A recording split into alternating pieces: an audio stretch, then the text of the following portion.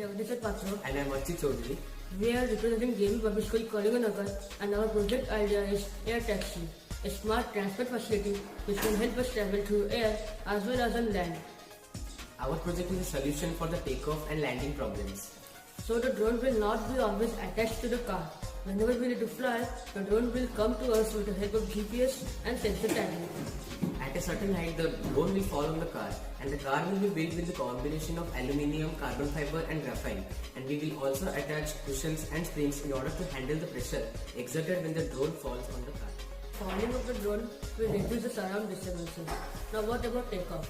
The car is not like a helicopter which is a large area like a helipad to take off. The helicopter is based on single directional propulsion system which needs a lot of space to take off. But as the car has 4 propellers, the size will be less and it can take off with a less space. Its advantage is that it can rescue you from emergency-like situations very easily and quickly. There can be also a service called air ambulance which will help traveling patients easily and quickly.